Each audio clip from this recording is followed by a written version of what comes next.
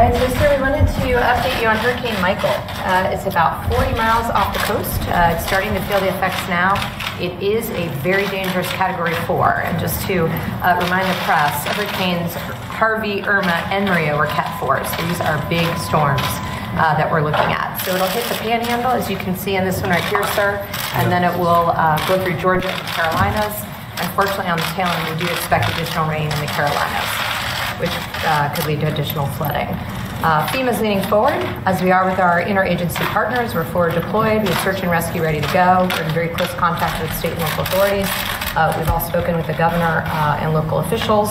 And I'll turn it over to Brock to give additional detail. Unfortunately, this is a Gulf Coast hurricane of the worst kind because all of the elements associated with hurricanes come into play. So as you see on the left, the storm surge estimates are anywhere between 9 and 14 feet. Storm surge is going to be the worst where the eye makes landfall, just to the east or south of where the eye makes landfall. Somewhere right now it's projected between Panama City, Apalachicola, and then it's going to push forward. So not only is it going to bring 14 feet of ocean water and coastal flood inundation, there'll be wave action on top of that, which is the primary driver of why we evacuate, sir. And then coupled with that, you've got over 145 mile per hour winds. Structures built before 2001 are not designed to handle that type of wind typically. And it's going to unfortunately push through the state. So we're asking citizens in Southwest Georgia, Central Georgia to be vigilant and make sure that they understand what's about to come, because this area is going to see a Cat 1, Cat 2 storm as it moves inland. And with the vegetation there, what we're anticipating is a lot of downed trees impacting the power grid. And here again, we're going to see a lot of devastation along the coast structurally.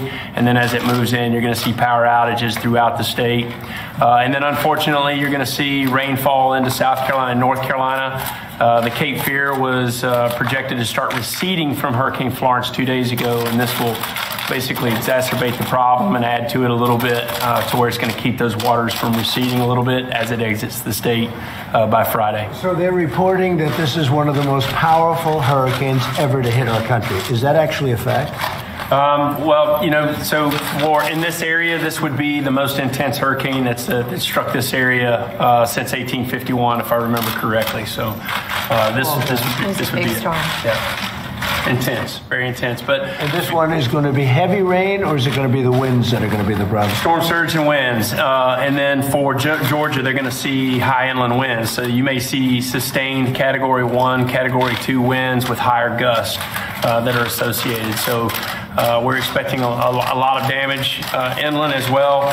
But we have leaned forward with Governor Scott and his staff and Director Westmall down in Florida. They've been leaning forward as well. And, right now there's no identified shortfalls when it comes to pre-positioning. So we have teams, equipment, personnel, not only with and embedded with state of Florida staff and some of the local county emergency managers, but we have equipment and teams staged in Maxwell to Atlanta to Orlando, ready to move in once the elements subside and push through, and then we can move in and attack. And we're working really closely with the private sector. So we have about 14 states, different utilities from 14 states are already ready to help with any energy outages. Electric companies are from all over the country, actually. They're all lined up. As soon as it goes by, they're going to be working. And we've got food supplies, food chains. We're working with all of the states. And let me ask you, this started out very innocently a week ago. This was a small storm in an area they never thought this, and it grew into a monster. Right. So the first initial indications from the National Hurricane Center started coming in around Saturday. And they picked it up and started raising the flag that, hey, this system's going to go from a wave to a depression and could potentially rapidly intensify. And unfortunately, that's typical of the Gulf Coast. And when they do this, citizens have less time to prepare or heed the warnings. We are concerned that many citizens chose not to heed those warnings, but we're prepared with search and rescue teams to try to go in and do what we can. Any questions, please? Yes. Are you concerned that folks in Florida and Georgia in the storms weren't prepared enough, and that there aren't enough evacuations? follow up on that point? Yesterday, we were concerned that we did not like the level of evacuation activity that we were seeing, and Governor Scott, kudos to him. He leaned forward, used the new wireless emergency alert capabilities that we have, and sent out text messaging last night, leaned forward and said, hey, get out of there. And so we were trying to get people to really take the storm seriously. A lot of people did heed the warning, but then there are those who chose to stay behind. And unfortunately, first responders may not be able to go in and rescue those who dial 911 at this point. Mr. President, can you give us a sense of the officials you've been in contact with and spoken to the governor? I have, and the other governors, depending on what happens here, but they are all either contacted or are in the process. Had a long talk with Rick Scott, Governor Scott of Florida, very well coordinated with all of the states. And, one of the things that must be said is it's not so easy for some of these people to leave. Some of the areas are very poor. Not easy for a person without the necessary money to leave. So what we've done is we've sent buses. We've sent a lot of different, we're doing a lot of different things to try and remove people from the area. But a lot of people are very poor in certain of those areas, and it's very tough for them to leave. That's one of the problems you're finding, I guess. Huh? Yeah, in some cases, what we ask to do on Blue Sky Days is ask people who may not have the means or the mechanisms to get out of town to register with their local emergency management agencies, and Florida's been pretty robust in doing that so that we have some idea of how to pre-plan for that. And then, we do what we can to be able to support the movement of people. When it comes to Georgia, we're not evacuating for storm surge in Georgia. This is going to be high winds, so we're asking people to get within a facility that can withstand the winds and try to shelter in place or seek out public shelters that may be open in Southwest Georgia. But if you look at the size, how long it is, take a look at that, and the red area basically is the area where it's going to hit pretty heavily, and that's a lot of shore. It's a lot of land. It'll be 4 feet and storm surge all the way down to Tampa Bay, which, as you know, is very low lying and floods very easily. But to give you that idea of the breadth of its path, it is quite large. It's almost the entire size of the Gulf. When you look at it topically, it's almost the entire size of the Gulf, and they haven't seen that.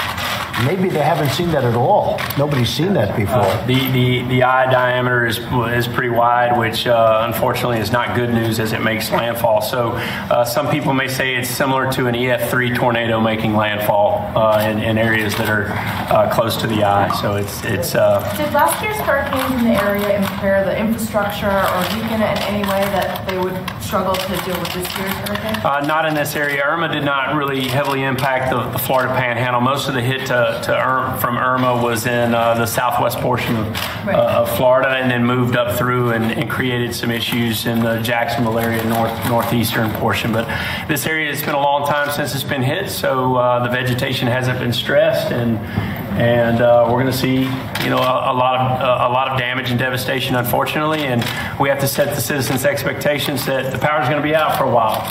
And what FEMA's role in that is, as the Secretary was saying, our partnership with the private sector is that, we work with the Florida Power and Lights, the Gulf Powers, the Southern companies, the Georgia Powers, to be able to help them, facilitate their mutual aid to come in. And they've got power crews coming in from multiple states across the country that are already pre-staged. And when we're hit, we work with them to do what's called first push debris to get the roadways open and so that we can get them down the roadways to start fixing the power. But that's going to take some time. Mr. President, can you plan on changing any of your travel schedule? Well, we don't know. I know I was going to Pennsylvania. It looks like there are thousands of people already lined up, and probably will do that tonight. And we're going to go down here as soon as we can. We don't want to interfere with anybody, but we want to go as soon as possible. You have, right nearby, we have thousands of people going tonight, and many are there already. What time are were you going to be there? What time were we planning on that? The rally tonight is scheduled for 7 o'clock. Yeah, it's about 7. Are you going to go ahead? Well, I don't know what to do because you have so many people already there, and it's sort of unfair to them. So it's a mix. I'll be totally focused on this, but we're going to make a determination over the next little while. But you had people that. Is it more difficult for you to pay attention to storms if you're doing? No, because I have great people. including these two, but I have great people. It wouldn't make any difference in that sense, but I would like to be seeing what's going on. We want to get down there as soon as possible. At the same time, I don't want to go down where we're interfering with the people, first responders, the FEMA people. I want them to focus on the storm, not me. So we'll probably look to Sunday or Monday to go down and meet with the governors, meet with everybody, and do what we have to do, like we did in North Carolina, South Carolina, where that worked out really well. Now, they're going to get hit also. I mean, North Carolina and South Carolina are going to get a lot of water. Nothing like they had 2 weeks ago, but they're going to get a lot of water also. And that water is still draining out.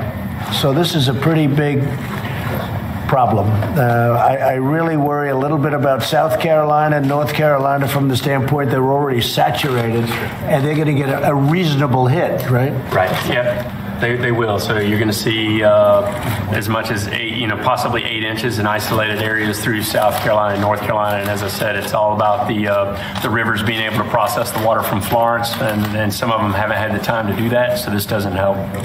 President Trump, should Saudi Arabia release the journalist Craig Badawi? I will have to take a look at it exactly.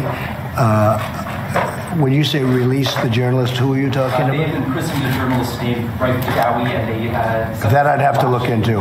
I'm not familiar with Can I that. ask you about Jamal Khashoggi? Yes. Are you concerned that he's dead, and do you hold the Saudi government? I would be certainly concerned, and in fact, we have a call in to his wife. His wife wrote us a letter and addressed it to my wife and myself, and we're in contact with her now, and we want to bring her to the White House. It's a very sad situation. It's a very bad situation, and we want to get to the bottom of it. Do you think he's dead, Mr. I don't want to say that. I hope he's not. I hope he's Hold not. the Saudi government responsible? Well, I have to find out who did it, but people saw him go in, but they didn't see him come out, as they understand it, and we're going to take a very serious look at it. It's a terrible thing. Have you spoken to the Saudis? I'd rather not say, but the answer is yes. Can you give us a sense of when his wife, fiance, might be coming? I would say fairly quickly. They're in touch. You may just speak to the First Lady's folks because they're in touch, and she'll be most likely coming to the White House. We'll work on it together. It's a terrible Lindsey thing. Graham says there will be help to pay if Saudis are in fact responsible. Can you share that view? Well, and Lindsey can speak for himself, but this is a bad situation. We cannot let this happen. To reporters, to anybody, we can't let this happen. And we're going to get to the bottom of it. Okay? But you may want to speak to the First Lady's office about the. I'd rather not say, but at a very high level, the highest level. Let me say this: it's the highest level. Okay? Yeah. You mentioned that you talked to More than once. You had mentioned that you spoke to King Salman, so I mean. Well, I do anyway, and I've always found him to be a fine man. We've had a very good relationship. I'm not happy about this. We have to see what happens. You know, we have to see what happens. Nobody knows what happened yet. They don't know over there, but it's a very serious situation, and it's something we're taking very seriously. Okay? Mr. President, several countries like India and China are planning to buy oil from Iran even after the before. What is the message to those? We'll take care of that. We'll take care of that. Yeah. There's a report out of Seoul today that the South Korean government is considering lifting some sanctions against the South Korean government. Well, they won't do it without our approval. They do nothing without our approval. Have they been in contact? Yes, they do nothing without our approval. President Trump, do you intend to release more people like Alice Johnson? We'll talk to you about that later. Any closer to picking a replacement? And by the way, when we get Alice Johnson, such a great person, is such a great case, I'd like to find a lot of people like Alice Johnson, and there are a lot of people that are in a situation like that, and we are actively looking for those situations. She's a terrific woman. I've been watching her a lot, and what a great spokesman she is for that situation, and that's covering a lot of people. There are a lot of people like that will unfortunately be locked up for many, many years, and there's no reason for it. So we are looking for we are actively looking for other situations exactly like that. Mr. President, any closer? No, but she's somebody we're talking to. We like Dina. Dina did great here. She then went back into the private sector for a while, but she always wanted to come back. She loves this administration. So we're certainly looking at Dina, and we're looking at others. There's some tremendously talented people. Nikki's going to be here till the end of the year. Nikki's our friend. She's been great. I want whoever it is to spend some time with Nikki before Nikki goes out and gets herself a job, and hopefully she's going to make a lot of money. And I think Nikki will come back in some form too. But she's an extraordinary person, good person. And but we're looking at many people. Many people want that job. Mr. President, are you concerned about the fact that she announced her departure before the term? But no, there's no good time. I mean, there really is no good time. She told me about this a long time ago, and frankly, it's almost 4 weeks, so it's not that bad. No, I don't think so at all. I thought it was very elegantly done. If she waited till after, then they'd say, oh, if we win, they'd say, why is she doing it? And if we lose, they'd say, oh, well, that's obvious why she's doing it. Okay, so there's really no good time to do it. But she and I had spoken at least 6 months ago, maybe even a year ago we had conversations. She wanted to be here about 2 years. And I think the point really was last week at the United Nations. She wanted to get through that and then go probably into the private sector for a while. And I'm sure she's going to come back into government because she's a terrific person. What's the vetting process like, Mr. President? What are you looking for? Very strong vetting, but some of the people we already have vetted. Some of the people are with us. We're looking at people that are already with us. And we have some incredible talent in this administration. We have some great, great talent, and they've already been vetted. They're already approved. Any other questions on this? Last week, India signed an agreement with Russia to purchase S-400 missiles. Yeah, I know they did. $5.4 billion. Yeah. Would CATSA sanctions apply to India, or are you planning to? India's going to find out, aren't they? Are you planning to give them a waiver? India will find out. When? You'll see. Sooner than you think. I do have another question on this. Yeah. You talked a lot about the size and the scope of it. Can you help us understand just how big it's going to be? Florence was a historic town. Is it going to be bigger than Florence? How should we think about the size and the scope? Oh, for this area of the Florida Panhandle, it's going to be historic. I mean, this is the